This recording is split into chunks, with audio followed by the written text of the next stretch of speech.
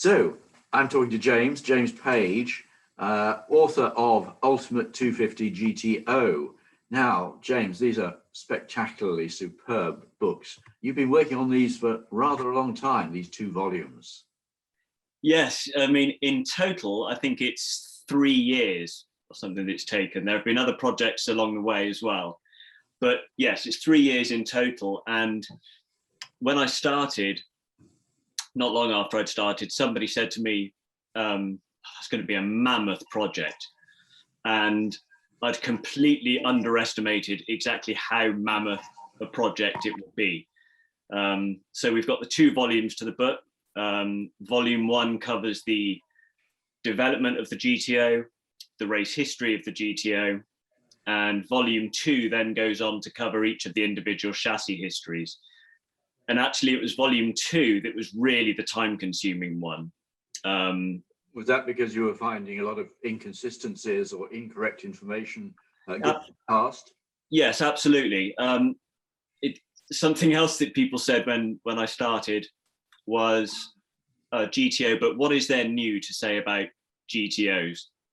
And as it turns out, there's quite a lot to say that's new about GTOs. And there's always a new detail to discover, a new race entry to discover, a new owner to discover. And as the provenance of these cars has got more important over the years, people are finding more and more of those new details. And I think that's going to be an ongoing process. As you'll know with your Jaguar books that you've done, there is always a new piece of information to find out, even after all these years. And so that really took a huge amount of time to find out what in the past that's been written about GTOs is perhaps incorrect and has led people sort of down the wrong road for many, many years. And trying to correct those things that have been published incorrectly in the past and finding out new things as well. It's been very exciting. We've had a lot of help from great people when we've been putting it together. But as it turned out, there was lots of new information to discover about the cars. And Keith Blumel, I think, is one of those, the great Ferrari expert who's helped you enormously, I believe.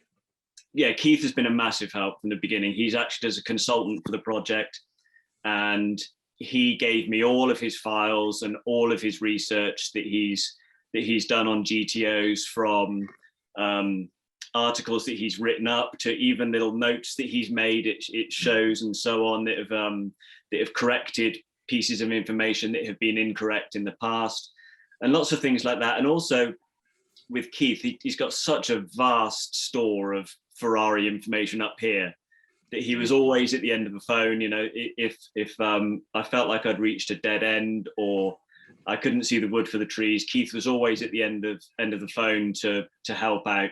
And he opened a lot of doors, in fairness, as well. There were a lot of people, like I say, that helped with this project, and having Keith involved, and such is his reputation, obviously, his well-earned reputation as a Ferrari historian, that he opened a lot of doors for us. Well, I'm very confident the 2 of you made a brilliant team. They're going to be fantastic books. They're currently at the printers. They should be arriving during May. I can't wait. It's been a long wait, as you say, in 3 years. But I'm sure, from what I've heard from owners who've read about their cars, the histories you've done, feedback's been fantastic. I think they're going to be superlative books, James. And I'm really excited. I've been very proud indeed to publish these. Well, yeah, I'm really excited too to see how they come out. I think there's hopefully a lot of new information in them that people won't have read before. Like you say, we've had feedback from owners, and it's been particularly nice when they've come back to me and said about the chapter on their car, there are stories in there finally that I've never heard before. So that's nice, and hopefully there's going to be a lot of new information, and they'll be well received. Great stuff. Thank you.